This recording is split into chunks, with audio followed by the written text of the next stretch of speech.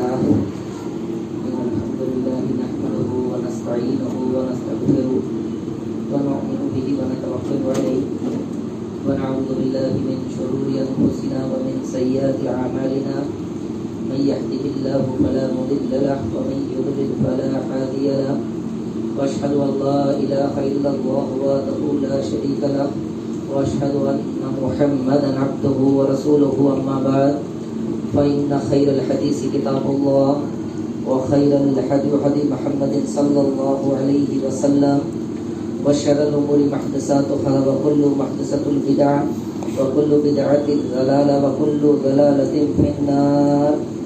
أعوذ بالله السميع العليم من الشيطان الرجيم. بسم الله الرحمن الرحيم.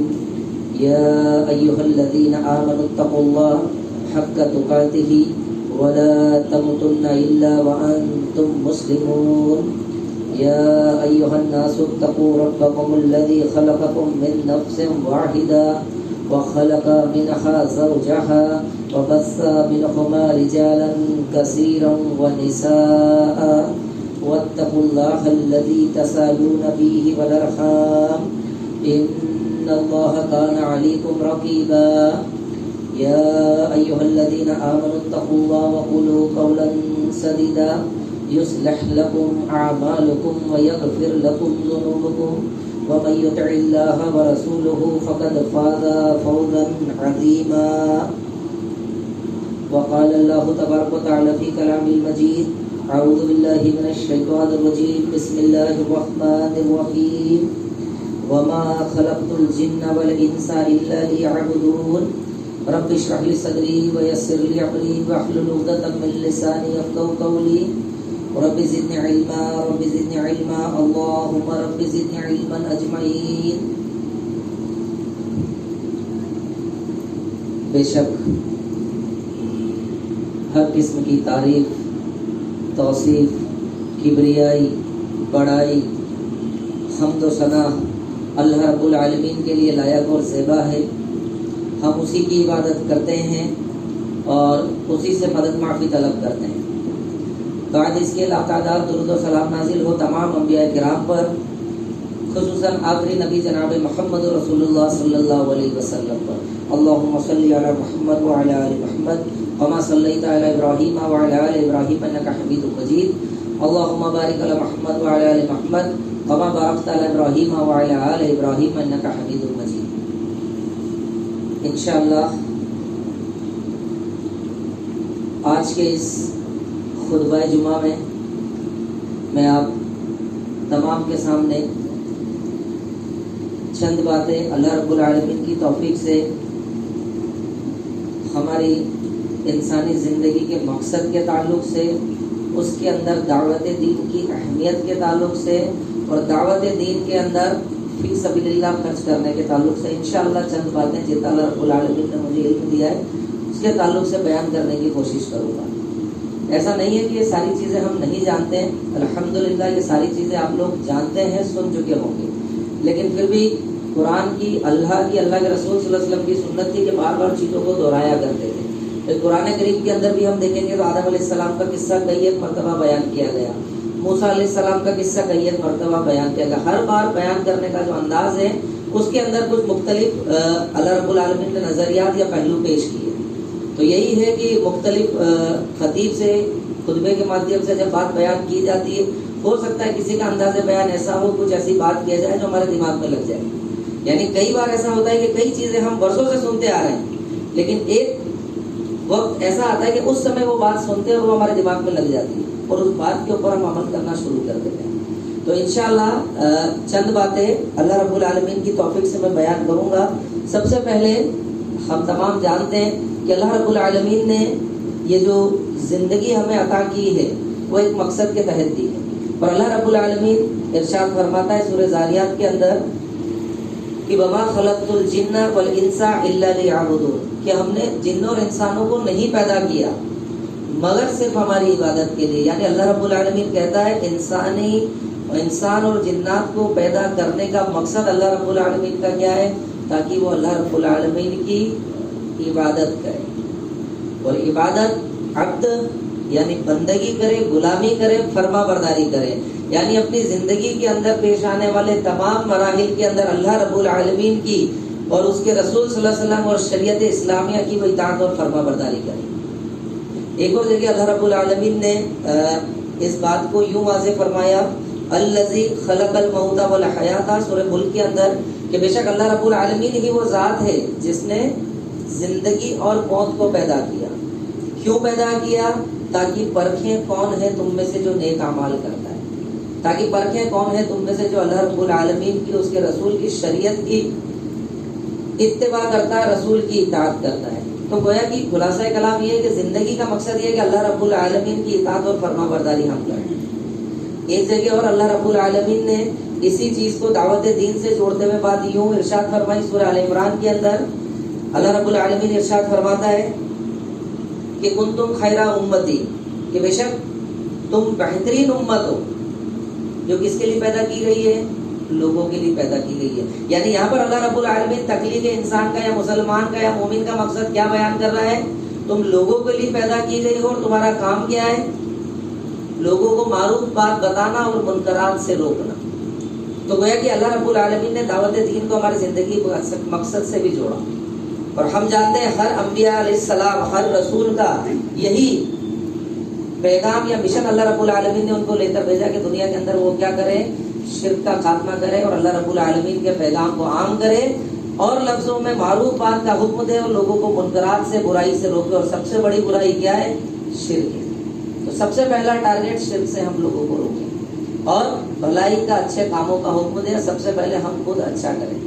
قوا انفسکم واہلکم نارا، یعنی سب سے پہلے تو خود اور پھر لوگوں کو ہم جہنم کی آگ سے بچائیں۔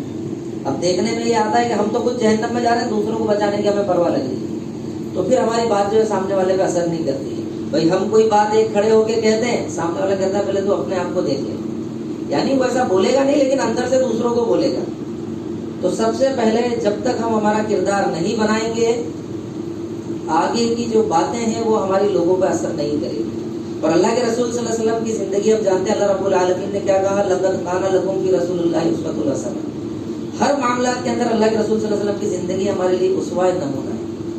پہلے اللہ کے رسول صلی اللہ علیہ وسلم کی 40 سالانہ زندگی لوگوں کے سامنے تھی کہ آپ امین صادق تھے، کبھی آپ نے جھوٹ نہیں بولا، کوئی فحش کام نہیں کیا۔ اس کے بعد اللہ رب العالمین نے آپ کے ذریعے پیغام دلوایا کہ تم کیا کہو؟ قولوا لا الہ الا اللہ، کہ سب کہو کہ بے شک اللہ رب العالمین کے علاوہ کوئی عبادت کے لائق نہیں، یعنی اپنی پہلے کردار پیش کیا۔ تو ہمیں بھی چاہیے کہ پہلے ہم اپنا کردار بنائیں، اور جب ہم ہمارا کردار بنائیں گے انشاءاللہ پھر ہماری باتیں اثر کریں گی۔ یعنی سب سے پہلے جو شریعت نے ہمارے اوپر فرائض نافذ کیے اس کو ہم پورا کریں۔ اب دیکھنے میں یہی آتا ہے کہ ہماری نمازیں اور جو دیگر کام ہیں اس کے اندر ہمیں بہت سستی اور کوتاہی ہم برتتے ہیں، اور جس کی وجہ سے کیا ہوتا ہے، مطلب ہر چیز کا دین اسلام نے جس چیز کا حکم دیا ہے اس کا کہیں نہ کہیں اثر ہماری زندگی کے اوپر پڑتا ہے۔ اس چیز کو ہم نوٹ کر لیں۔ یعنی مطلب ایسا نہیں ہے کہ یہ ساری باتیں کیول بیان کرنے کی، ہر ایک چیز کا اثر ہمارے زندگی پر پڑتا ہے۔ جیسے مثلاً ایک حدیث ہم نے سنی کہ جس کا آخری کلمہ ہوگا لا الہ الا اللہ، وہ کیا ہوگا؟ جنتی ہوگا، بھائی جنت میں جائے گا۔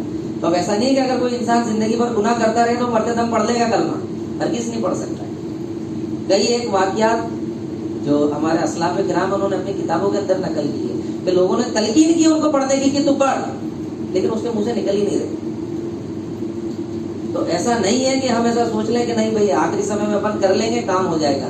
جس کی پوری زندگی اس کے اوپر گزری ہوگی، اللہ رب العالمین کی طرف سے اسی کو توفیق ملے گی، وہی جو ہے یہ کلمات پڑھ پائے گا۔ یعنی ایسا نہیں ہے کہ کیول مطلب دین یوں ہنسی مذاق کا نام ہے، بھائی اپنے سمجھ میں آیا جو کام کر دیا۔ تو سوال پوچھے جائیں گے کہ تیرا رب کون ہے، تیرا دین کون ہے، تیرے نبی کیا ہے، تو ہم تو بول دیں گے یہ چیز تو یاد ہے۔ جس نے زندگی اس کے مطابق گزاری ہوگی وہی جواب دے پائے گا، ورنہ اللہ رب العالمین زبان کی بھی بولتی بند کر دے گا۔ ہم دیکھتے ہیں نا اللہ رب العالمین سوال کرے گا روز قیامت تو زبان بولے گی، تو ہاتھ زبان وہ کہے گی تو سب وروਧ کریں گے اس کا کہ ہم تو تجھے ہی بچانے کا کام کر رہے ہیں۔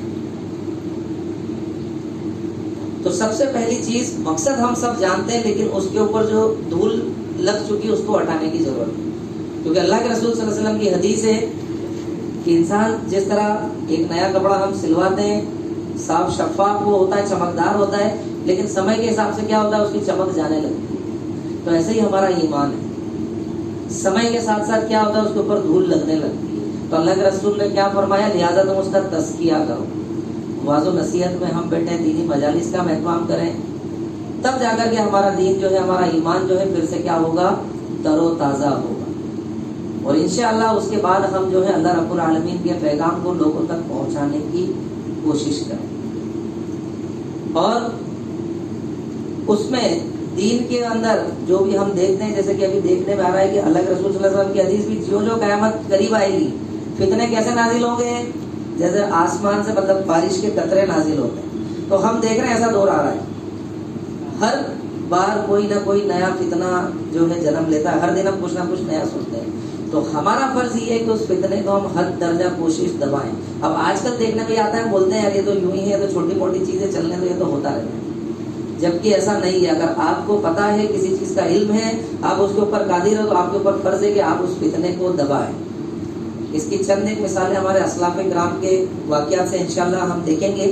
سب سے پہلی اور سب سے جو بڑی مثال ہے امام مالک رحمۃ اللہ علیہ، کیا ہوا تھا ان کے ساتھ؟ انہوں نے کہا تھا کہ جبر کی طلاق نہیں ہوتی ہے، یعنی جو طلاق زبردستی کروا دے تو لیسا بھی شے، ایسی کوئی چیز نہیں ہوتی۔ لیکن وقت کے بادشاہ نے کیا کہا کہ اپنا فتویٰ واپس لو۔ اب دیکھا جائے تو ایسی چھوٹی موٹی چیزیں، بھائی طلاق کے قصے کتنے آئے ہیں، 2 4 5 آ گئے۔ دوسرا وہ دین کا کام کر سکتے تھے، لیکن وہ اپنی بات پر اڑے رہے۔ بادشاہ نے کیا کرا، منہ پر قالین پوت دی، گدھے پہ بٹھایا اور پورے گاؤں کے اندر گھمایا۔ اب اگر ہم ہوتے تو کہتے کیا ضرورت ہے زبردستی، چھوڑو نا اس مسئلے کو، اپن دوسری طرف دعوت کا کام کریں گے، دوسرے اس میں وہ دیں گے۔ جبکہ امام مالک نے کیا کہا، جب گدھے پہ بٹھایا، گھومتے رہے اور بولتے رہے وہ کہ جو مجھے نہیں جانتا ہے، جو مجھے جانتا ہے وہ جانتا ہے، اور جو مجھے نہیں جانتا ہے وہ جان لے، انا مالک ابن انس، میں کون ہوں، مالک ابن انس ہوں، اور اقول، میں یہ کہتا ہوں کہ طلاق بالجبری لیس بالشیء، کہ جبر کی طلاق کوئی چیز نہیں۔ گدھے پہ بیٹھے بیٹھے بھی وہ اس بات کا اعلان ڈنکی کی چھوٹ پر کرتے رہے۔ تو بتانے کا مقصد یہ ہے کہ کوئی بھی چیز چھوٹی نہیں ہوتی، دھیرے دھیرے کر کے وہ چیز پنپتی ہے، اور دھیرے دھیرے کر کے وہ اتنا بڑا روپ لے لیتی ہے کہ پھر ہمارے کنٹرول سے باہر ہو جاتی ہے وہ چیز۔ امام احمد بن حنبل، ان کے زمانے میں کیا ہوا، قرآن مخلوق ہے۔ امام احمد بن حنبل کیا کہتے تھے، قرآن اللہ کا کلام ہے، بھائی مخلوق مان لو، کون سی بڑی بات ہے، ہم تو یہی کہیں گے چھوڑو، ذرا سی تو وہ ہے مخلوق، اللہ کا کلام، کیا فرق پڑ رہا ہے، اڑے رہے۔ کیا ہوا ان کے ساتھ؟ تو بتانے کا مقصد یہ ہے کہ فتنہ کوئی سا بھی ہو، ہمیں اس کو دبانا ہے، جتنی ہماری کوشش ہے۔ دفاع دین ہمارے اوپر فرض ہے، یہ ہمارے اسلاف کرام کے واقعات سے ہمیں بات پتہ چلتی ہے، اور ہم آج اس کے اندر کوئی انٹرسٹ نہیں دکھاتے۔ اب جہاں پر دعوت کی بات آتی ہے، تو میرے علم کے مطابق جو اہم چیزیں ہیں دعوت کے اندر، وہ 3 چیزیں ہیں۔ سب سے پہلی چیز علم، دوسری چیز وقت، اور تیسری چیز پیسہ۔ اور زیادہ ہو سکتی ہے، میں نے اپنے حساب سے محاسبہ کیا، 3 مین چیزیں، علم کا ہونا، وقت کا ہونا، اور پیسوں کا ہونا۔ یعنی یہ تینوں چیزیں ہمارے پاس ہوگی تبھی جا کر کے دعوت کا کام ہم کر سکیں گے۔ اور یہ ہو سکتا ہے کہ یہ تینوں چیزیں الگ الگ انسان کے پاس ہوں اور وہ تینوں مل کر کے کام کر لیں۔ اب جیسے ہماری ہم بات کریں تو بھائی علم ہمارے پاس نہیں ہے، کوئی بات نہیں، وقت ہمارے پاس نہیں، کام دھندے میں ہم لگے ہوئے، پیسہ تو اللہ رب العالمین نے ہمیں دیا ہے، وہ پیسہ بھی ہم خرچ کرنے کے لیے تیار نہیں۔ یعنی مطلب دین کے نام پر، دعوت و تبلیغ کے نام پر اگر پیسہ نکال لیا جائے تو ہم مطلب سانپ سونگھ جاتا ہے ہمیں۔ جبکہ اللہ رب العالمین نے قرآن کریم کے اندر اللہ رب العالمین کی راہ میں خرچ کرنے کی کئی ایک فضیلتیں بیان کی۔ اللہ کے رسول صلی اللہ علیہ وسلم نے حدیث کے اندر کئی ایک فضیلتیں بیان کی۔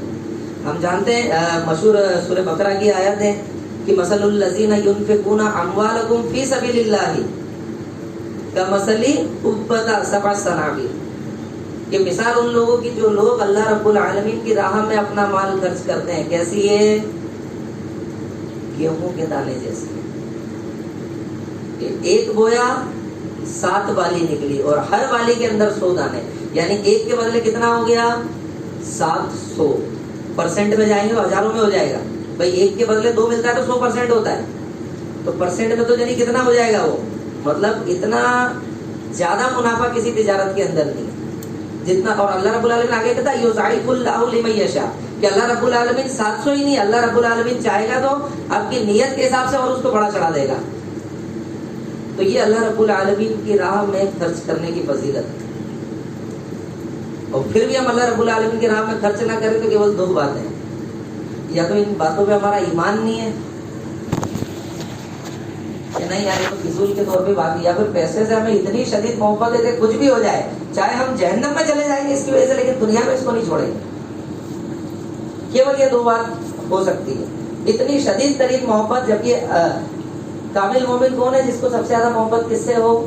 अल्लाह, अल्लाह के रसूल से हो, उनकी बातों से। लेकिन हमें शदीद तरीन मोहब्बत पैसों से, कितना ही बोल लो, कितना ही तुम कर लो, हम ढीठ है, नहीं सुधरेंगे, नहीं देंगे, कुछ भी कर लो तुम, कैसे ही मांग लो, जेब से पैसा नहीं निकलेगा तो नहीं निकलेगा।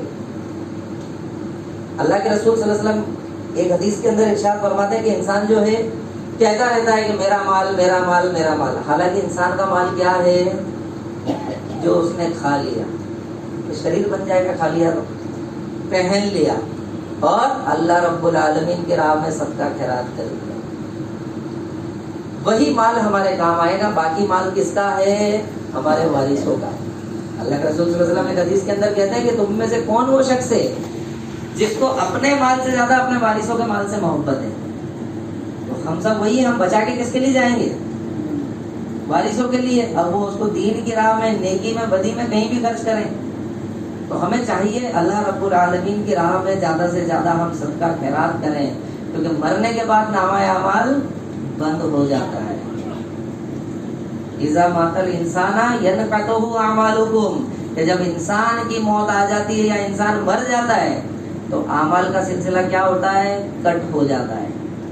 इल्ला मिन सलासा, केवल 3 चीजों, इसके सदका जारिया, सदका कर दिया अल्लाह रब्बुल आलमीन की राह में, नेक इल्म, नफा बख्श इल्म किसी को सिखा दिया, या फिर नेक औलाद। नेक औलाद कब होगी? जब उसको भी हम दीन की बात सिखाएंगे, इल्म सिखाएंगे, तभी तो वो नेक बनेगी।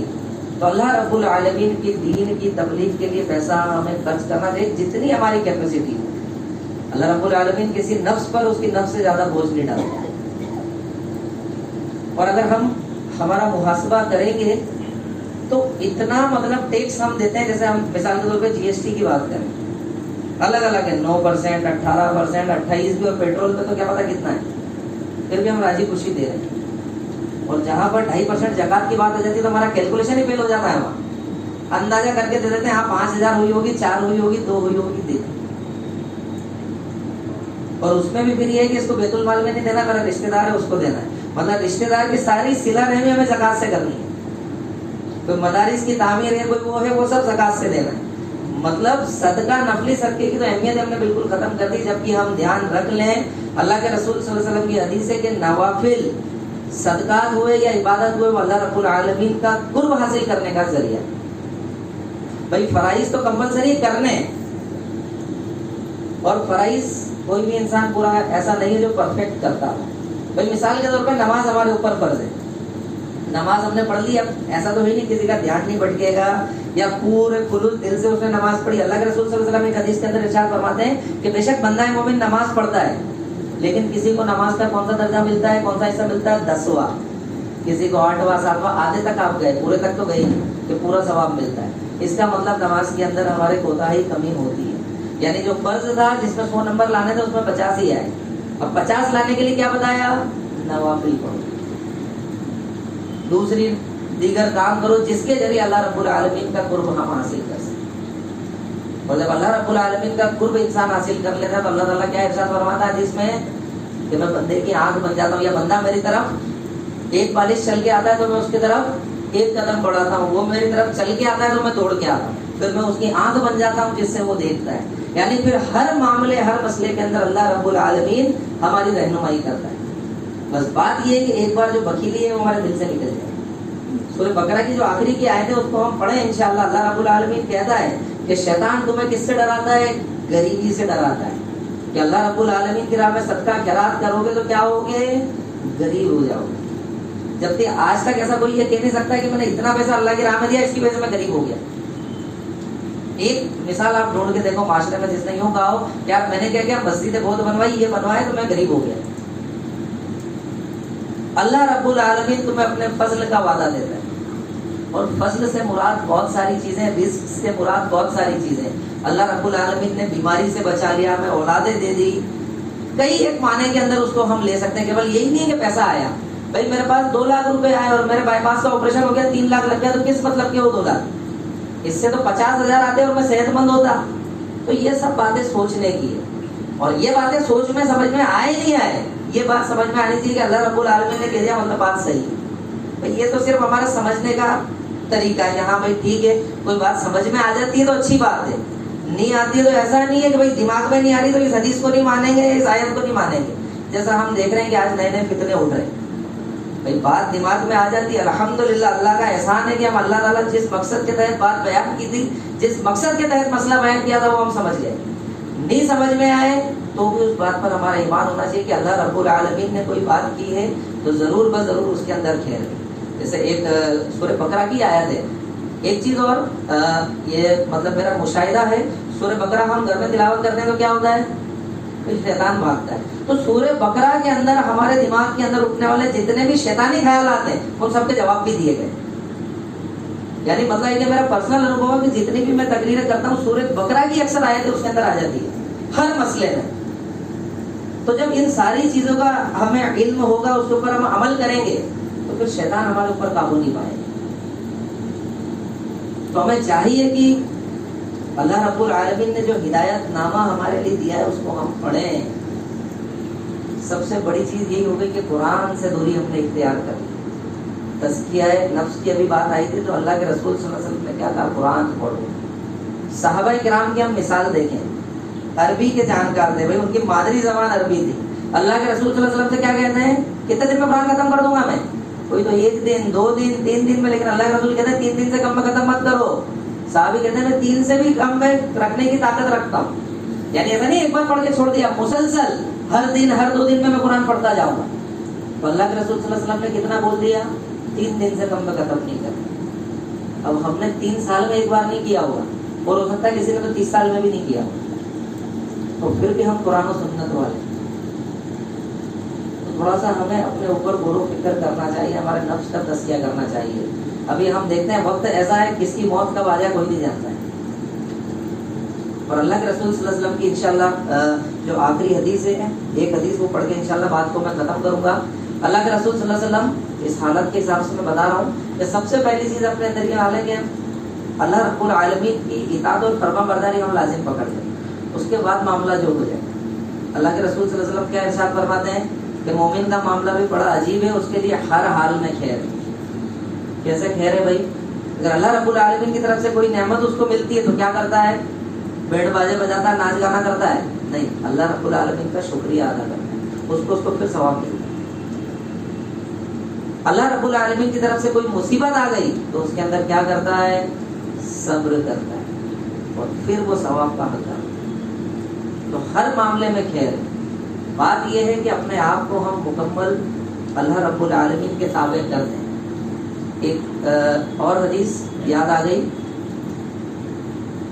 غالباً خالد بن ولید رضی اللہ تعالیٰ عنہ، صحابی ہو سکتا ہے دوسرے ہو سکتا ہے میں نام بول رہا ہوں، لیکن واقعہ تو وہ کہتے ہیں کہ مجھے غلط وسوسے آ رہے ہیں، نماز میں عبادت میں میرا من نہیں لگ رہا ہے.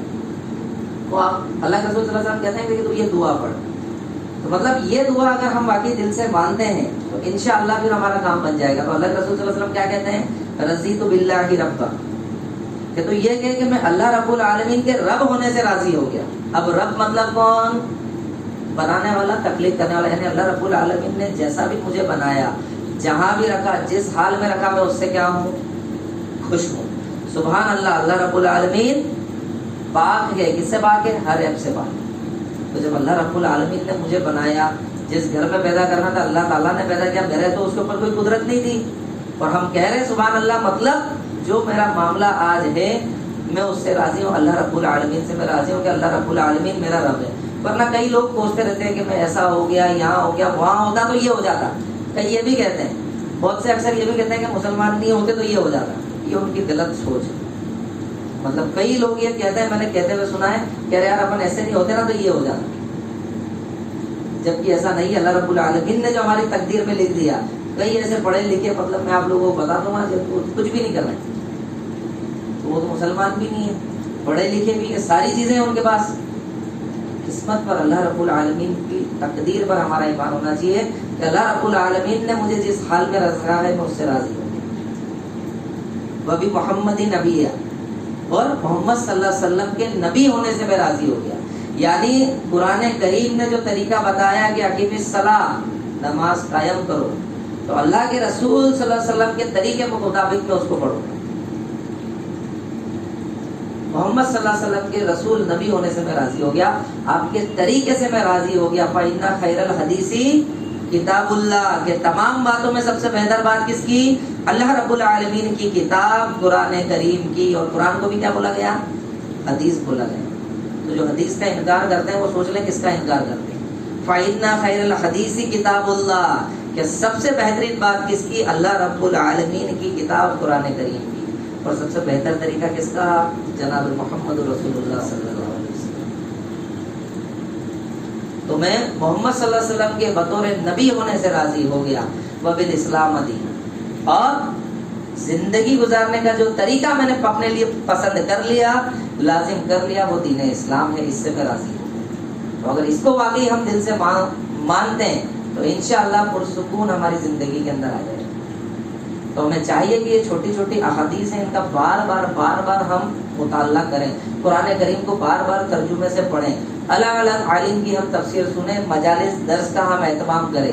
تو کیا ہوتا ہے؟ اس کے ذریعے ہمارے نفس کا تزکیہ ہوتا ہے، اور ہر انسان کا بیان کرنے کا انداز الگ ہوتا ہے، کسی کے کسی اینگل سے بات سمجھ میں آتی ہے، کسی کے کسی اینگل سے۔ تو ہمیں چاہیے کہ اسلام میں اہتمام کریں۔ آخر میں اللہ رب العالمین سے دعا ہے کہ کہنے سننے سے زیادہ عمل کرنے کی توفیق عطا فرمائے، جب تک زندہ رکھے ایمان اسلام پر زندہ رکھے، اور موت آئے تو اس حال میں آئے کہ ہم اللہ سے راضی ہوں، ہمارا رب ہم سے راضی ہو، آمین۔ وآخر دعوانا ان الحمد للہ رب العالمین۔